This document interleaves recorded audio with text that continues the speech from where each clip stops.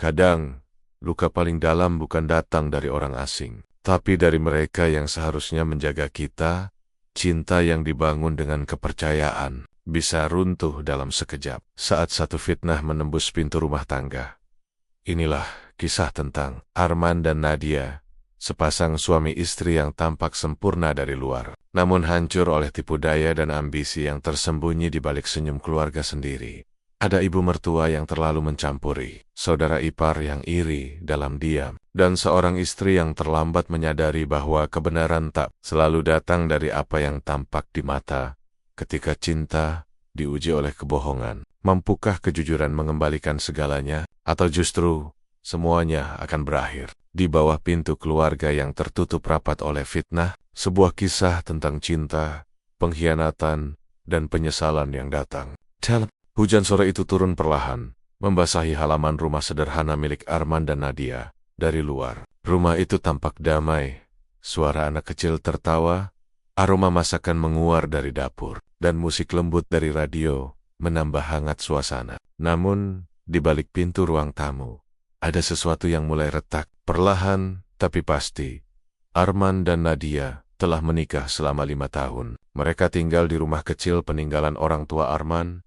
Hidup sederhana, tapi bahagia. Arman bekerja sebagai pegawai di toko elektronik, sementara Nadia sibuk mengurus rumah dan anak mereka yang berumur 3 tahun. Raffi, hubungan mereka baik setidaknya sampai Laras, adik kandung Nadia, datang untuk tinggal sementara setelah lulus kuliahku sebentar. "Kak," kata Laras waktu itu, sambil tersenyum manis, sambil cari kerjaan di kota. Arman tak keberatan. Ia bahkan menyiapkan kamar kecil untuk Laras. Namun sejak Laras tinggal bersama mereka, suasana rumah yang damai perlahan berubah.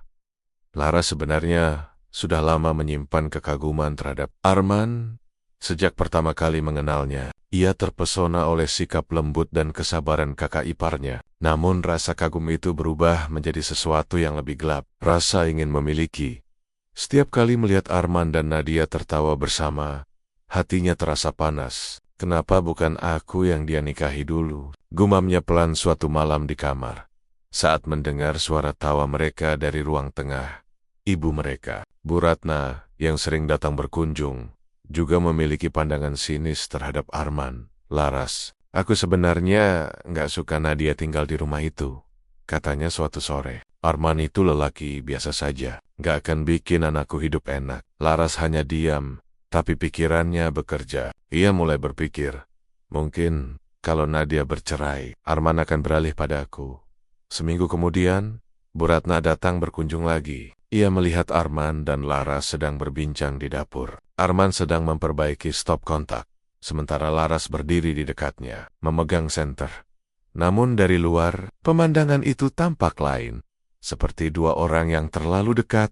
Bu Ratna tersenyum licik. "Pas sekali," katanya dalam hati. "Aku tahu bagaimana memutar cerita ini." Malamnya, saat makan malam, Bu Ratna mulai membuka pembicaraan. "Nadia, kamu nggak merasa aneh lihat Arman dan Laras makin dekat belakangan ini?" Nadia tertawa kecil. "Aneh gimana, Bu? Mereka cuma ngobrol. Ngobrol sih wajar. Tapi ibu lihat sendiri tadi siang. Laras berdiri dekat banget sama Arman di dapur. Matanya, ibu cuma kasihan aja. Jangan sampai kamu dibohongi orang terdekat." Kalimat itu seperti racun, kecil, tapi mematikan. Sejak malam itu, Nadia mulai melihat Arman dengan tatapan berbeda. Ragu, curiga, dan gelisah. Beberapa hari kemudian, Laras mulai bermain peran. Ia sengaja bersikap manja pada Arman. "Mas Arman, tolong dong, aku nggak bisa nyalain mesin cuci ini," katanya dengan suara lembut. Arman, yang memang orangnya ringan tangan, datang membantu tanpa berpikir apa-apa. Tapi Laras diam-diam memotret momen itu dari ponselnya dengan bantuan cermin. Membuat sioliala Arman memegang tangannya. Foto itu kemudian ia kirim dayam-dayam ke Bu Ratna dengan pesan, "Bu, ini yang ibu maksud kemarin?" Aku juga jadi nggak enak. Bu Ratna langsung bereaksi. "Jangan bilang siapa-siapa dulu. Ibu akan urus ini." Bu Ratna sengaja mengajak Nadia bicara di halaman rumah sambil menunjukkan foto itu. "Lihat ini, Nak. Ibu nggak mau kamu disakiti. Ini Laras sendiri yang kirim ke ibu." Nadia menatap layar ponsel dengan wajah pucat. Di foto itu terlihat jelas tangan Arman di atas tangan Laras, seolah sedang menggoda. Hatinya runtuh. Nggak mungkin. Mas Arman nggak mungkin begitu. Kalau kamu nggak percaya, tanya saja langsung, ujar ibunya dengan dingin. Tapi jangan heran kalau dia pintar berbohong. Malamnya, Arman baru pulang dari toko. Ia kaget melihat wajah Nadia tegang dan dingin. Raffi sudah tidur, tapi rumah terasa mencekam. Kamu dari mana? Tanya Nadia, ketus. Dari toko, seperti biasa. Bohong, kamu pikir aku nggak tahu? Arman bingung. Nad tentang kamu dan Laras. Arman tertegun. Apa maksudmu? Jangan pura-pura. Aku lihat sendiri fotonya. Kamu pegang tangan dia di dapur. Arman menarik napas dalam. Nadia, kamu serius percaya sama foto itu? Aku cuma bantu Laras becelan mesin cuci. Alasan klasik. Semua laki-laki begitu. Suara mereka meninggi. Laras diam di balik pintu kamar, mendengarkan dengan senyum tipis di wajahnya. Ia tahu fitnahnya mulai berhasil. Arman akhirnya keluar dari rumah malam itu, menenangkan diri di warung kopi dekat gang. Sementara Nadia menangis di kamar, memeluk Raffi yang masih terlelap dari jendela. Laras menatap punggung Arman yang menjauh, lalu berbisik pelan. 1 langkah lagi, Mas, dan kamu akan jadi milikku. Di kejauhan, petir menyambar. Langit seolah tahu, badai baru saja dimulai. Badai fitnah di balik pintu keluarga. Sudah seminggu berlalu sejak pertengkaran malam itu. Rumah Arman dan Nadia kini sepi. Tidak ada lagi tawa di ruang tamu. Tidak ada obrolan santai di meja makan. Yang tersisa hanya tatapan curiga dan diam yang mematikan. Raffi kecil sering bertanya polos, Mama, Papa kenapa nggak makan bareng lagi? Tapi Nadia hanya menjawab dengan senyum paksa. Sementara Arman menunduk, menyembunyikan luka di hatinya. Arman mencoba memperbaiki suasana. Ia membeli bunga kesukaan Nadia, mencoba mengajak bicara, tapi selalu berakhir dingin. Aku cuma ingin jelasin, Nat. Tolong percaya aku. Percaya, kamu pikir gampang. Semua bukti udah ada di depan mata. Bakti, foto yang entah siapa yang bikin. Kamu masih bisa ngeles. Suara Nadia bergetar, antara marah dan terluka. Arman akhirnya diam. Ia tahu, dalam hubungan yang dipenuhi curiga, kata-kata tak lagi berarti apa-apa. Sementara itu, di kamar belakang, Laras berbicara dengan Bu Ratna lewat telepon. Bu, mereka udah jarang ngomong sekarang, tapi Nadia masih keras kepala. Belum mau pisah. Tenang aja, Nak. Orang kalau udah panas tinggal ditiup sedikit, langsung meledak. Bu Ratna tersenyum di seberang sana. Ia tahu selannya. Fitnah harus diperkuat dengan bukti nyata. Mereka pun menyusun rencana. Bu Ratna pura-pura menginap di rumah selama beberapa hari dengan alasan ingin membantu menjaga Raffi. Namun niat sebenarnya memastikan jebakan mereka berjalan sempurna. Suatu malam, ketika Nadia pergi ke rumah temannya untuk acara arisan, Bu Ratna dan Laras menjalankan rencana. Laras mengenakan daster milik Nadia, sengaja memakai parfum yang sama dengan kakaknya, lalu menunggu di ruang tamu. Arman yang baru pulang kerja tampak lelah. Ia membuka pintu dan melihat seseorang duduk di sofa dengan punggung menghadap ke arahnya. Nadia, kamu belum tidur? Laras menoleh pelan, pura-pura terkejut. Mas Arman, aku kira Kak Nadia belum pulang. Arman mengernyit. Laras, kenapa kamu pakai bajunya Nadia? Tadi dingin, Mas. Pinjam bentar aja. Ia lalu berdiri, berjalan mendekat dengan langkah pelan. Terlalu dekat. Arman mundur setengah langkah, canggung. Udah malam, Laras, mending kamu istirahat. Tapi tiba-tiba, Laras terpeleset karpet dan hampir jatuh. Arman refleks memegang bahunya, dan di saat bersamaan, klik, dari pojok ruang tamu, Bu Ratna menekan tombol kamera ponsel. Adegan yang terlihat seolah Arman memeluk Laras. Sempurna, bisik Bu Ratna. Sekarang tinggal tunggu waktu. Keesokan harinya, Bu Ratna tanpa sengaja menunjukkan foto itu pada Nadia. Wajah Nadia langsung pucat pasi. Bu, ini kapan? Tadi malam, ibu nggak mau campur. Tapi mata ibu masih normal, Nak. Lihat aja posisi mereka. Nadia merasa seluruh dunia runtuh di hadapannya. Ia tak menunggu Arman pulang. Ia langsung menelpon suaminya dengan suara gemetar. Kamu benar-benar tega, Man. Aku udah sabar. Tapi ternyata semua curigaku benar. Apalagi ini, Nat. Jangan pura-pura. Mama ngelihat sendiri kamu sama Laras tadi malam. Astaga, kamu percaya lagi omongan itu? Tangis Nadia pecah. Aku nggak kuat lagi, Man. Aku mau pisah. Arman terdiam lama. Lalu ia berkata pelan, dengan suara serak. Kalau itu yang kamu mau, aku nggak bisa maksa. Tapi satu hal, Nat. Aku nggak pernah selingkuh. Aku cuma salah karena masih percaya sama orang yang kamu anggap keluarga. Arman pergi dari rumah. Ia menginap di tempat kerja, meninggalkan cincin kawinnya di atas meja makan. Di atas kertas tisu, ia menulis singkat. Aku pergi bukan karena menyerah, tapi karena aku nggak ingin terus disalahkan untuk dosa yang nggak aku lakukan. Armana dia menemukan pesan itu keesokan harinya. Ia menangis, tapi egonya masih terlalu tinggi untuk menahan Arman kembali. Bu Ratna justru memeluknya dan berkata manis, "Sudahlah, Nak. Ibu tahu, dari awal dia bukan orang baik." Sementara itu, Laras menatap pintu kamar Arman yang kosong, lalu mengelus foto dirinya dan Arman yang ia ambil diam-diam malam sebelumnya. Satu langkah lagi, gumamnya dengan senyum licik. Setelah dia hancur, aku akan jadi orang yang paling dia percaya. 2 minggu kemudian, kabar mulai beredar di lingkungan sekitar. Katanya Arman pisah rumah sama istrinya. Gara-gara selingkuh sama adik ipar ya. Gosip itu menyebar cepat seperti api. Arman menunduk setiap kali lewat di depan warung, merasa dunia menertawainya. Dan di rumah itu, Nadia menatap kursi kosong tempat suaminya biasa duduk. Ia ingin percaya kalau Arman tak bersalah, tapi bayangan foto itu selalu muncul di kepalanya. Sementara Bu Ratna dan Laras tersenyum puas di dapur, seolah badai yang mereka ciptakan adalah sebuah kemenangan. Namun mereka belum tahu, badai yang mereka bangun sendiri suatu hari akan berbalik menghantam.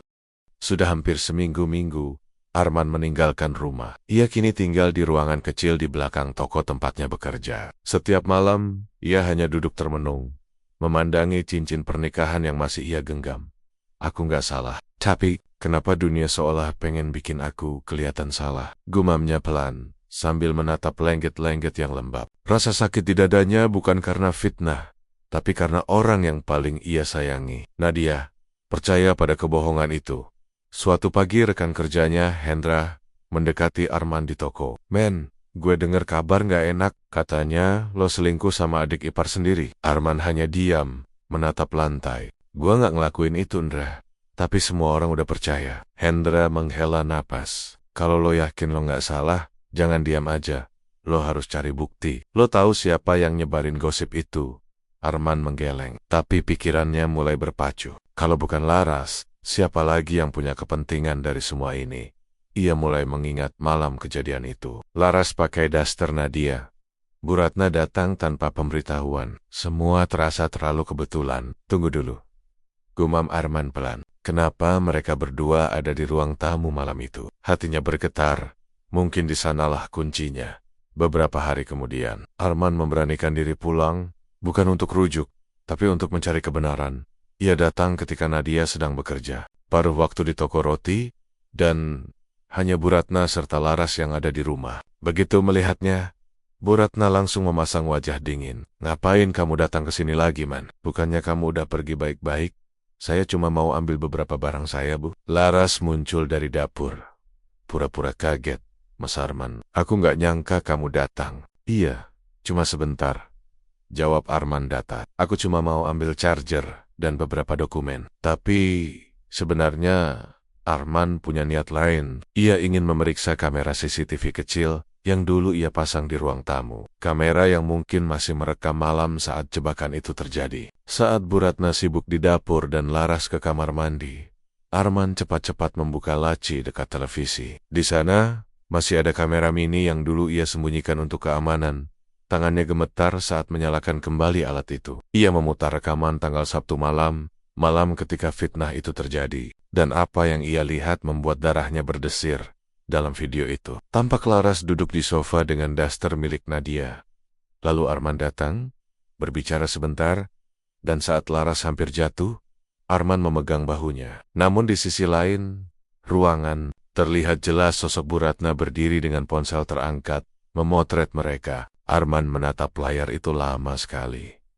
Kedua tangannya mengepal. "Jadi, ini permainan kalian. Laras tiba-tiba keluar dari kamar mandi dan melihat Arman sedang menatap layar kamera. Wajahnya langsung pucat. Mas, kamu lagi ngapain? Arman menatap tajam. Laras, kamu bisa jelasin ini. Ia menunjuk rekaman yang jelas memperlihatkan Bu Ratna sedang memotret. Laras gugup itu. Itu bukan apa-apa, Mas. Mama cuma fitnah aku. Suara Arman meninggi. Laras mundur. Matanya mulai berair. Aku nggak bermaksud, Mas. Mama yang nyuruh.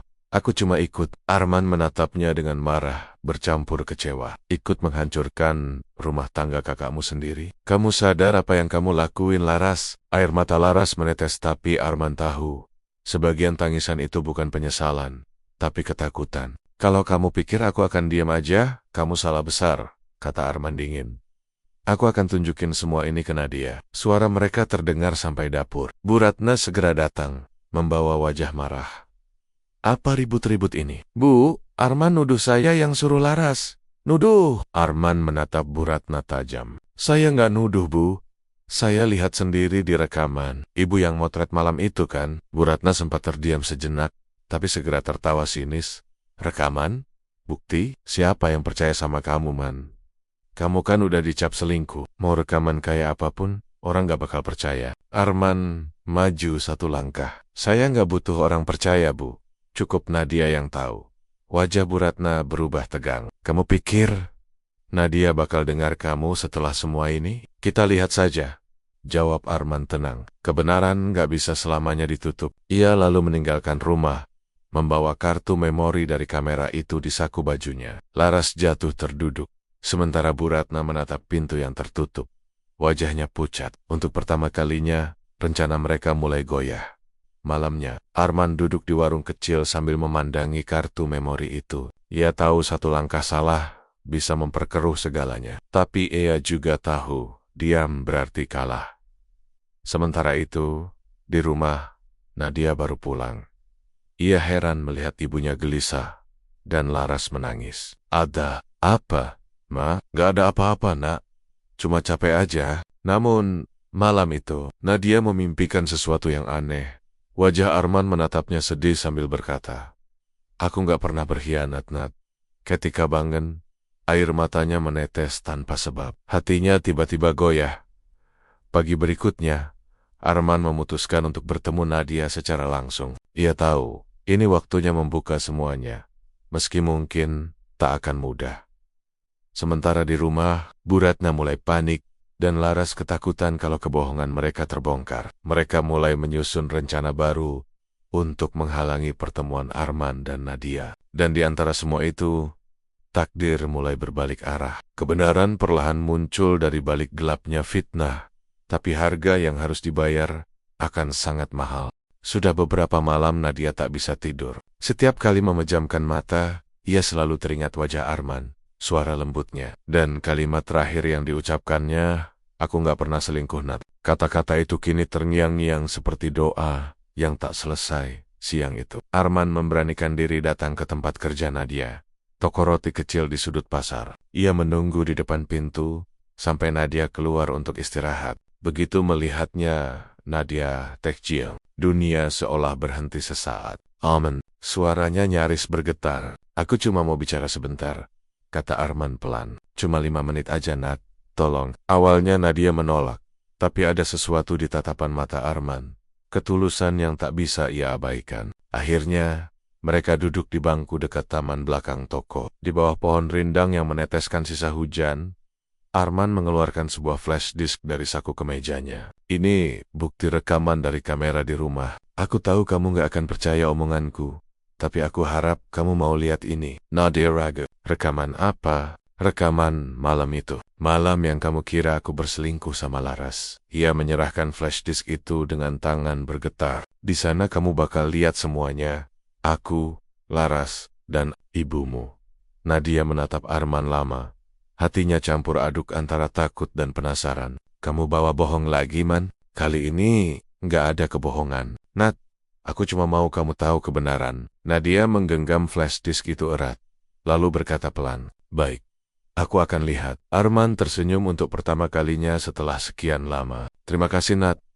Itu saja yang aku mau. Namun, Langkah Arman tidak luput dari pengawasan. Dari Shehan, Laras melihat mereka bertemu. Ia langsung menelpon ibunya dengan suara panik. Bu, Arman ketemu Kak Nadia. Dia ngasih sesuatu. Apa? Kayaknya flash disk. Mungkin rekaman itu. Bu Ratna terdiam sesaat, lalu suaranya berubah tajam. Dengar baik-baik Laras.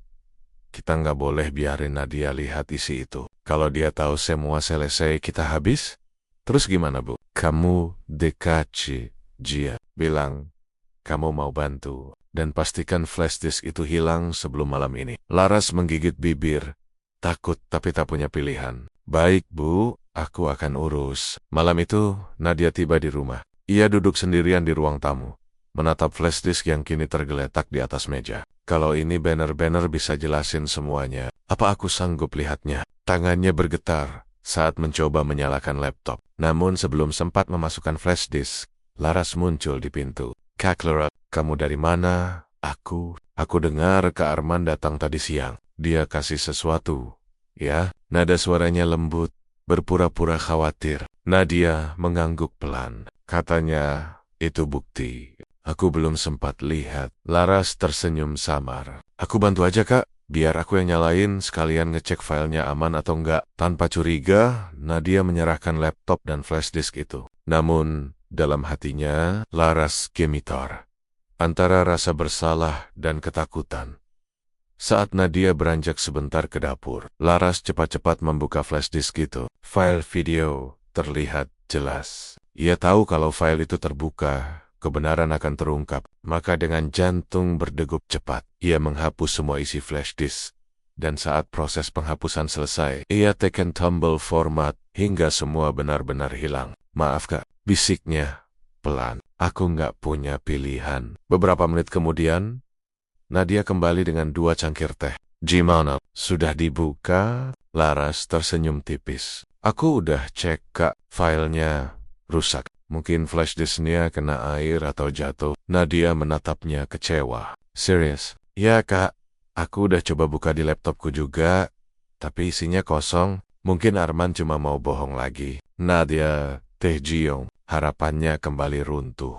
Air matanya jatuh tanpa suara. Aku pikir kali ini dia jujur. Laras pura-pura memeluknya. Sudahlah Kak, lupakan aja. Semua udah selesai. Tapi di balik pelukan itu, wajah Laras pucat. Karena meski bukti sudah dihapus, ia tahu Arman masih menyimpan salinannya di tempat lain.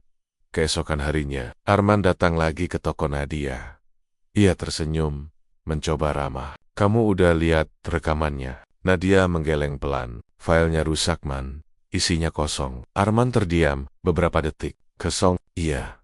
Laras yang bantu buka. Mata Arman menatap tajam. Laras yang buka? Seketika, ekspresi wajahnya berubah. Ia tahu, hanya Laras yang punya alasan untuk menghancurkan bukti itu. Nad, flash disk itu nggak mungkin rusak. Aku pastikan isinya aman waktu ku berikan ke kamu. Tapi, kamu percaya siapa kali ini, Nad? Aku? Atau Laras? Nadia Taejiong. Untuk pertama kalinya, ia mulai ragu lagi. Matanya berkaca-kaca. Seperti menyesali sesuatu yang belum terlambat, tapi juga belum sempat diperbaiki. Arman menatap Nadia lama sebelum pergi. Kalau kamu mau tahu kebenarannya, aku masih punya 1 salinan lagi. Tapi kali ini, kamu harus lihat langsung di depan mataku. Lalu ia berjalan pergi di bawah hujan, meninggalkan Nadia dengan hati yang berkecamuk. Di rumah, Laras dan Bu Ratna gelisah. Dia masih punya salinan, Bu, kata Laras ketakutan. Kalau begitu, jawab Bu Ratna dingin. Kita harus pastikan dia nggak sempat menunjukkannya. Dan untuk pertama kalinya, fitnah itu mulai berubah menjadi perang. Antara kebenaran dan kejahatan yang mulai ketakutan.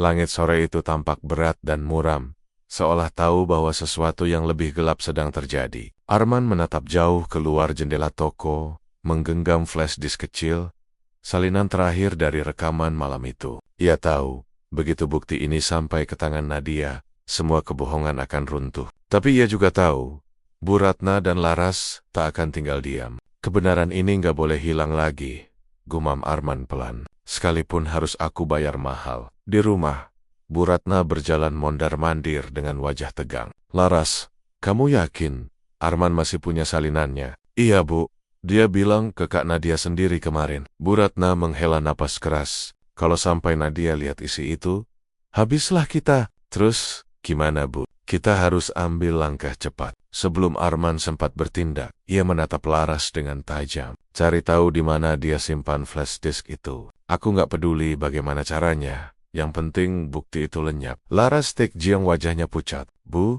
aku takut kalau ketahuan. Takut sekarang, setelah sejauh ini. Ingat Laras, kalau kebenaran terungkap, bukan cuman kamu yang hancur, tapi ibu juga. Laras menggigit bibir. Ia tahu ibunya benar, tidak ada jalan kembali. Malam itu, Laras diam-diam pergi ke toko tempat Arman bekerja. Ia datang dengan alasan pura-pura ingin meminta maaf. Mas, Arman, aku cuma mau bicara sebentar. Aku sadar semua yang terjadi salah, dan aku pengen minta maaf langsung. Arman menatapnya dengan curiga. Kamu datang sendiri? Iya, aku cuma pengen nyelesain semuanya. Laras berpura-pura menandok, berusaha terlihat tulus. Arman akhirnya mempersilakan duduk, tapi tetap waspada. Mereka berbincang singkat. Saat Arman berpaling mengambil minum, Laras cepat-cepat mengedarkan pandangannya, mencari di mana flash disk itu disimpan. Ia melihat tas hitam di meja kerja Arman. Mungkin di situ, pikirnya. Namun sebelum sempat bertindak, Arman kembali dengan 2 gelas kopi. Laras, kamu bisa bohongin banyak orang, tapi bukan aku. Aku tahu, kamu dan ibumu yang nyebar fitnah itu. Laras Taekjiang, wajahnya pucat. Mas, aku masih punya bukti. Dan besok pagi, aku akan tunjukin semuanya ke Nadia. Mendengar itu, Laras menunduk. Air matanya menetes, bukan karena menyesal, tapi karena takut. Ia pun cepat-cepat pamit pulang, lalu langsung menelpon ibunya. Bu, dia mau kasih lihat bukti itu ke Kak Nadia besok pagi. Besok pagi, Mak. Iya, Bu, aku gagal ambil flash disknya. Kalau begitu, kita harus pastikan dia nggak pernah sampai ke sana. Suara Bu Ratna terdengar dingin dan penuh tekad. Besok pagi, ibu yang turun tangan. Sementara itu, di rumah, Nadia termenung lama di kamar. Ia mulai memperhatikan hal-hal kecil yang selama ini ia abaikan. Ekspresi gugup Laras saat bicara soal flash disk, reaksi berlebihan ibunya setiap kali nama Arman disebut, dan rasa bersalah yang seolah disembunyikan. Kenapa ibu marah setiap kali aku mulai ngebahas Arman? Dan kenapa Laras selalu kelihatan gelisah setiap aku sebut nama dia? Hatinya mulai diliputi tanda tanya besar. Dalam hati kecilnya, sebuah suara berkata pelan. Bagaimana kalau Arman memang tidak bersalah? Air matanya menetes perlahan. Ya Allah, jangan-jangan selama ini aku salah nilai dia. Keesokan harinya, Arman berangkat pagi-pagi, membawa tas hitam berisi flash disk. Ia berencana menemui Nadia di depan tokonya sebelum jam kerja dimulai. Namun tanpa ia sadari, sebuah mobil hitam mengikuti dari belakang. Di dalamnya, Bu Ratna dan Laras duduk diam, dengan wajah tegang. Bu, kita mau ngapain? Kita cuma mau ambil tasnya, Laras. Setelah itu, semuanya selesai. Begitu Arman berhenti di depan warung untuk membeli kopi, Bu Ratna turun dari mobil dan menghampiri dengan wajah pura-pura ramah. Arman, ibu cuma mau bicara sebentar. Saya nggak punya waktu, Bu. Saya mau ke toko Nadia. Sebentar saja. Ibu cuma mau minta maaf. Nada suaranya lembut, tapi sorot matanya licik. Saat Arman sedikit lengah, Laras dari dalam mobil berjalan cepat, membuka tas Arman yang ditaruh di kursi motor, dan mengambil flash disk itu.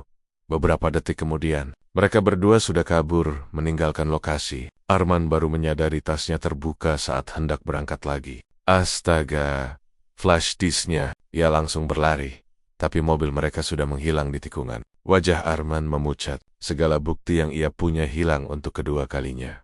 Namun tak lama kemudian, sebuah pesan masuk ke ponsel Arman dari nomor tak dikenal. Pesan itu hanya berisi satu kalimat. Jangan khawatir, aku tahu kebenaran, dan aku di pihakmu. Arman tertegun. Ia membaca lagi nomor pengirimnya, ternyata dari Rudy, tetangga lama yang dulu sering memperbaiki listrik di rumahnya. Rudy menulis lagi. Aku sempat pasang kamera kecil di dapur waktu bantu kamu dulu. Aku masih simpan salinannya. Aku lihat semua kejadian malam itu, termasuk waktu ibu mertuamu motret. Arman menatap layar dengan air mata menetes pelan. Wait, ternyata keadilan belum mati. Arman berdiri di depan rumah Nadia, menatapnya dari kejauhan. Di tangannya kini ada flash disk baru, salinan dari Rudy.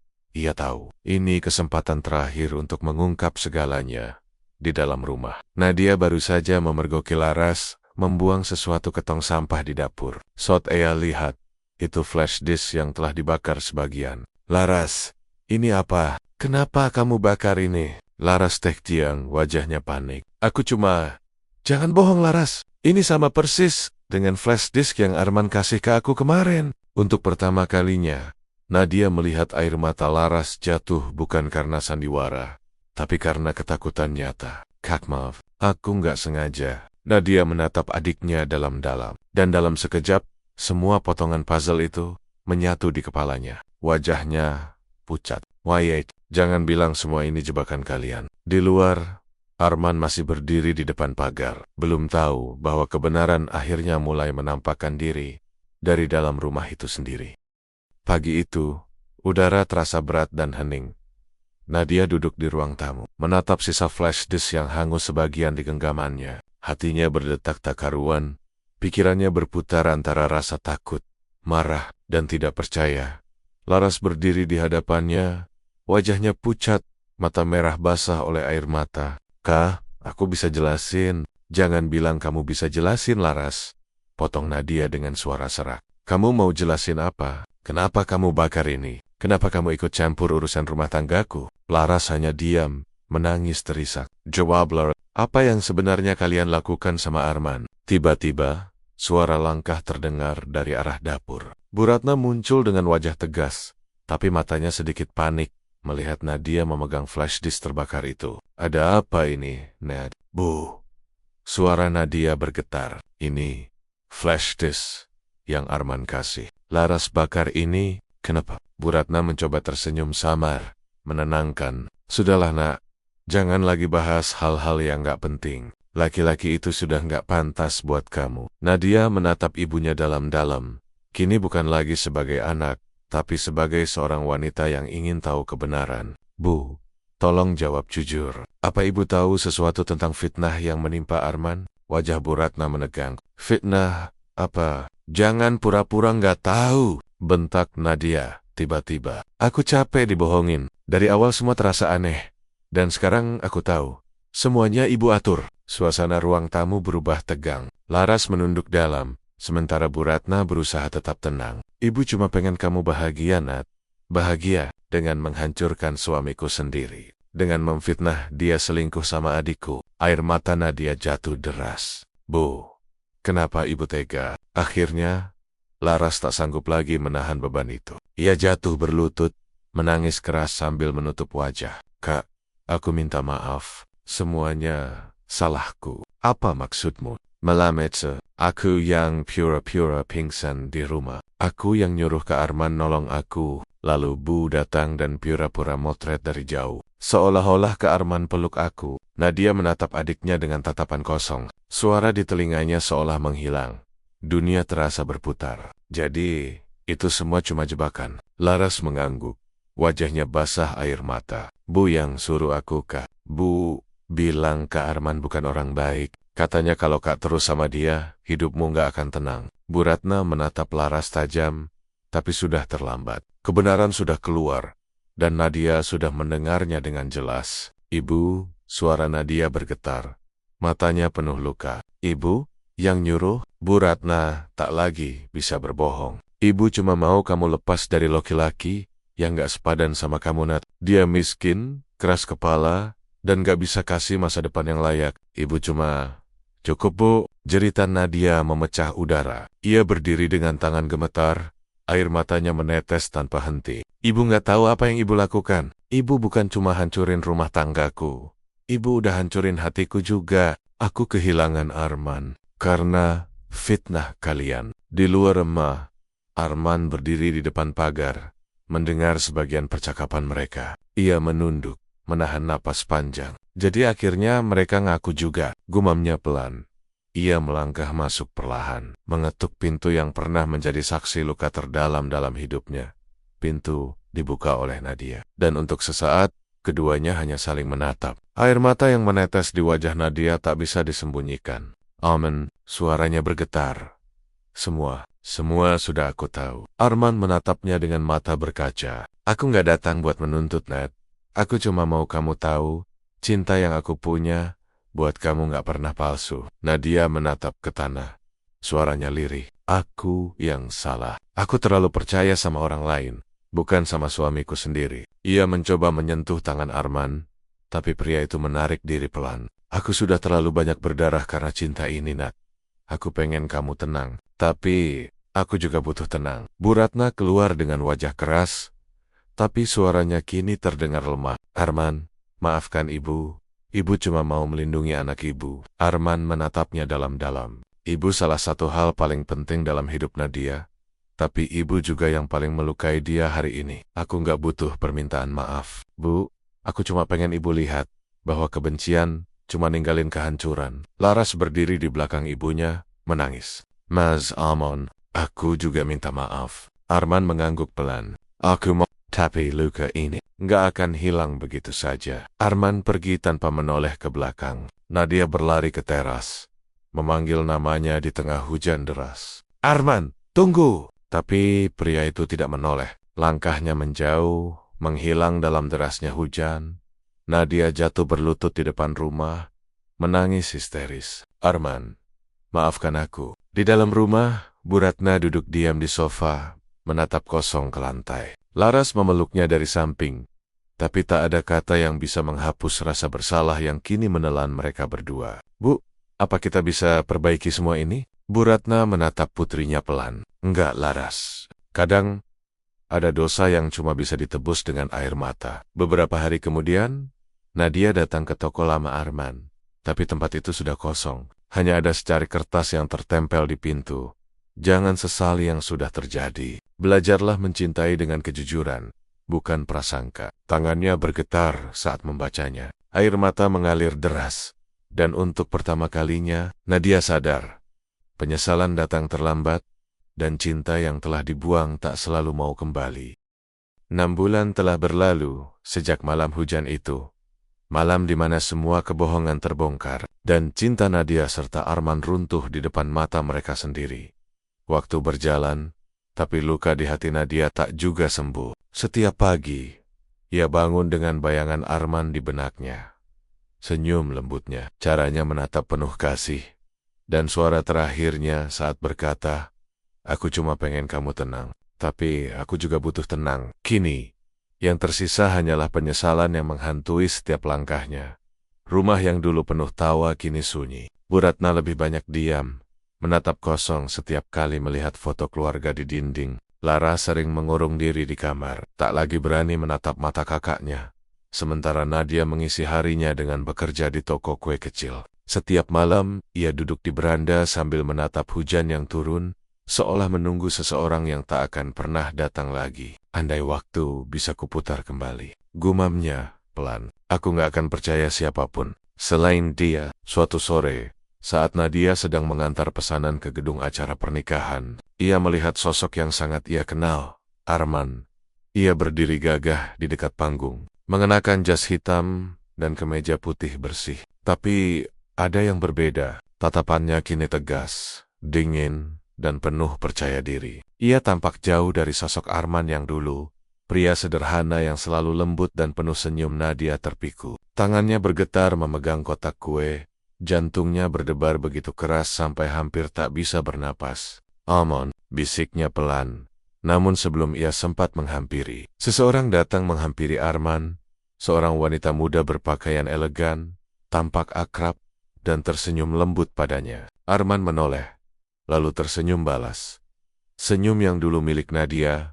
Wanita itu menatap Arman dengan manja. Mas Arman, tamunya sudah datang. Yuk, mulai sesi pembukaan dulu. Iya, jawab Arman singkat. Suaranya tenang tapi berwibawa.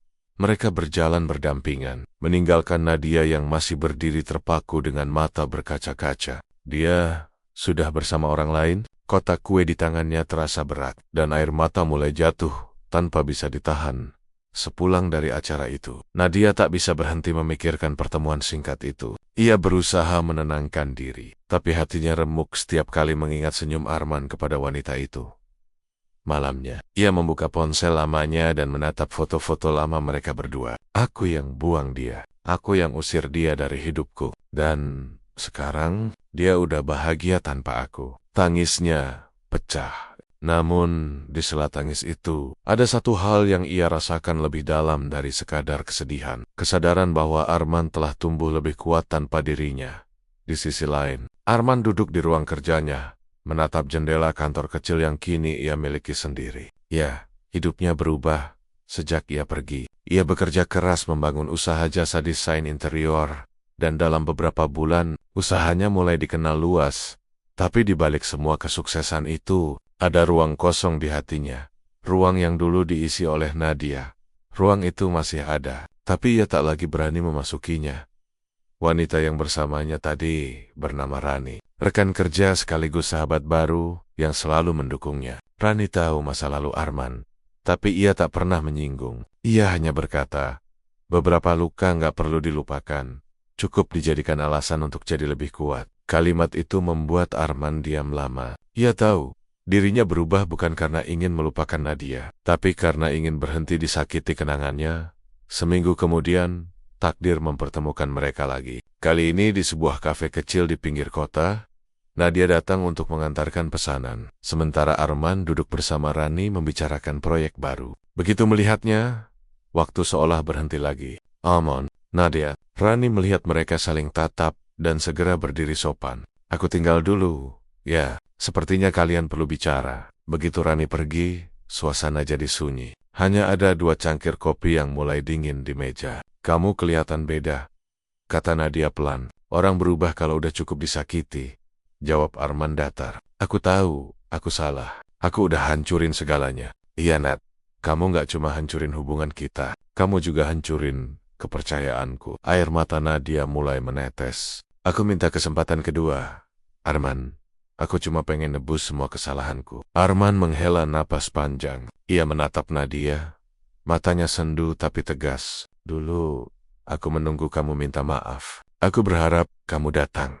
Jelasin semuanya. Tapi waktu udah terlalu lama lewat. Sekarang aku cuma pengen tenang, Nad.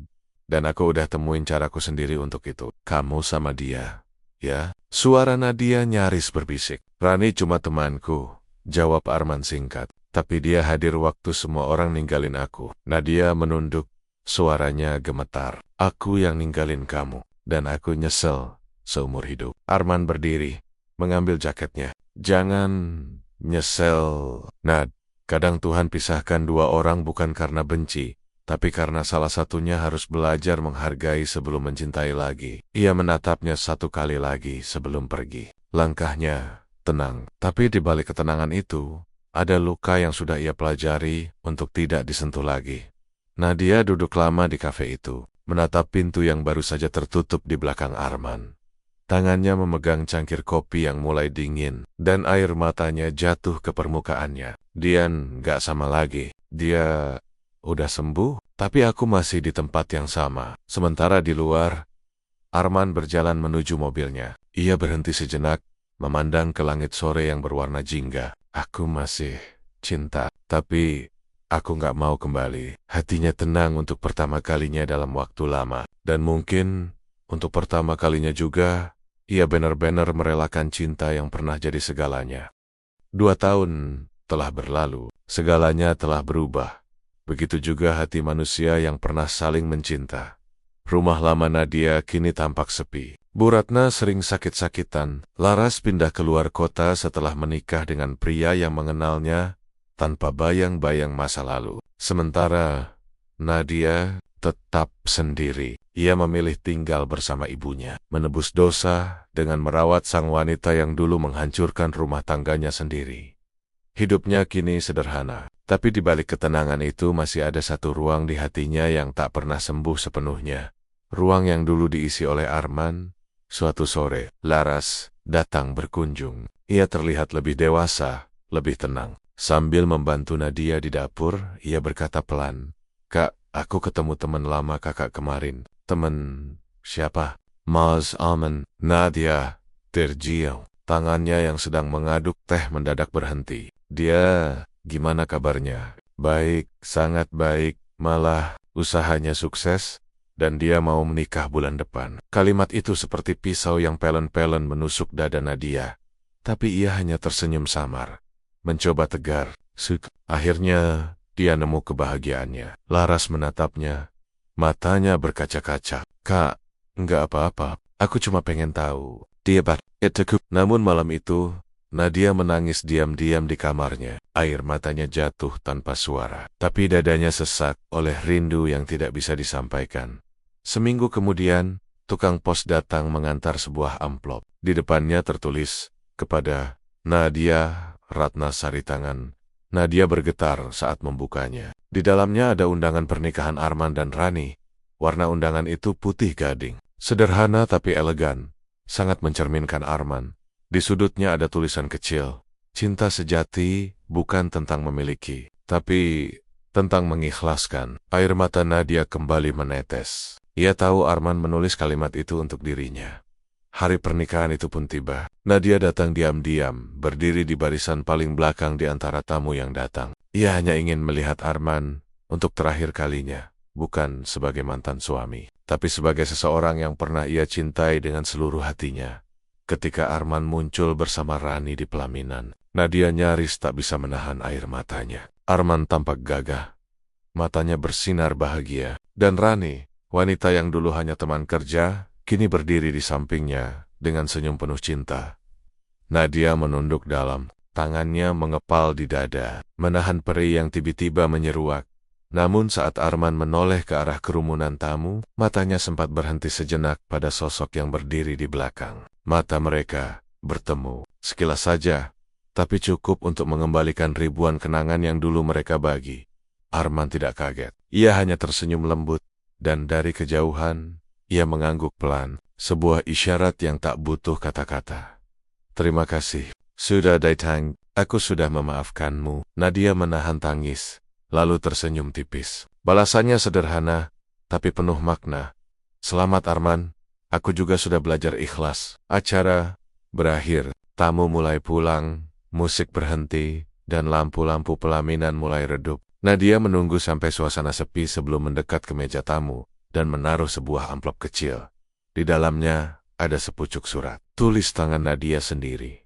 Arman, terima kasih sudah pernah jadi rumah terindah dalam hidupku. Aku tahu aku tak layak meminta maaf lagi, tapi aku ingin kamu tahu. Penyesalanku bukan karena kamu pergi, tapi karena aku yang melepasmu. Selamat menempuh hidup baru. Aku harap setiap senyum yang kamu punya hari ini tak lagi diselimuti luka masa lalu. Dari seseorang yang dulu kamu cintai, Nadia. Ia meletakkan surat itu, lalu berbalik. Hujan mulai turun pelan di luar gedung, seperti menutup tirai dari babak terakhir sebuah kisah panjang. Beberapa bulan kemudian, Arman dan Rani duduk di taman belakang rumah baru mereka. Rani memegang surat yang ditemukan Arman di meja resepsi hari pernikahan mereka. Ini dari dia, tanya Rani, lembut. Arman mengangguk pelan. Iya, kamu masih mencintainya. Arman menatap langit senja, lalu tersenyum tenang. Cinta yang pernah ada nggak akan hilang, Ron. Tapi cinta juga bisa berubah bentuk. Jadi doa, jadi kenangan, jadi pengingat untuk nggak salah mencintai lagi. Rani menggenggam tangannya erat. Dan sekarang, Arman menatapnya penuh kasih. Sekarang aku cinta kamu, bukan karena ingin lupa masa lalu, tapi karena aku sudah berdamai dengan masa lalu itu. Mereka saling tersenyum. Sementara di kejauhan, matahari terbenam perlahan, meninggalkan langit berwarna jingga keemasan di sisi lain kota. Nadia berdiri di balkon rumahnya, memandang langit yang sama. Ia menutup matanya dan berbisik pelan, semoga kamu bahagia Arman, karena akhirnya aku juga mulai belajar memaafkan diriku sendiri.